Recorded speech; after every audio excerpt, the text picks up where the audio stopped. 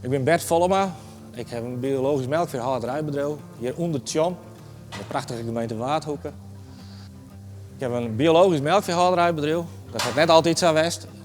20 jaar gewoon boer geweest. En in 2018 hebben we de oerstap gemaakt naar biologisch. Ik hier al misschien 15 jaar het idee van ik wil wat anders. Ik wil omschakelen, ik wil biologisch werken, dat past goed bij me. En nou, daar heb ik heel lang gedaan om daar uit te komen en om het echt te doen. Nou, het grootste verschil is dat je niet meer struist en geen gif gebruikt. Nou gebruikte ik dat al haast net.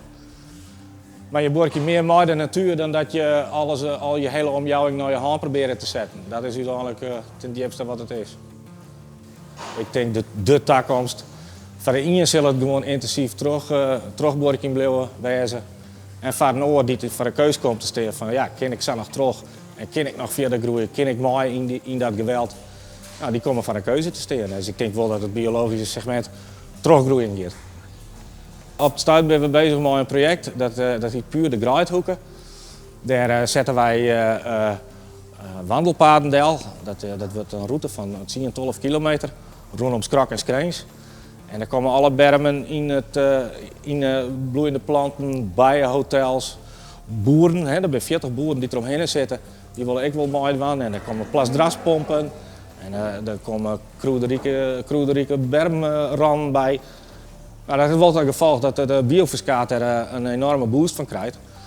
En eigenlijk kan ik wel zeggen dat een heel soort boeren ik heel positief ben om daar mooi te werken.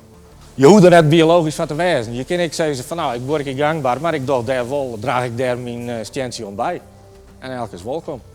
Friesland betekent voor mij vooral vrijheid en ruimte. Dat is ten diepste wat Friesland voor mij betekent. Vrijheid is het oergevoel dat ik hier trots land ren. En ik heb alle ruimte en ik hier de vogels fluit zien. En je kan je moederziel alleen nog omrennen en je toch net alleen nog willen. Dat vind ik prachtig. Ja, dat is ruimte in de fysieke zin, maar ik ruimte om jouw eigen gang in te kennen. Dat vind ik heel belangrijk.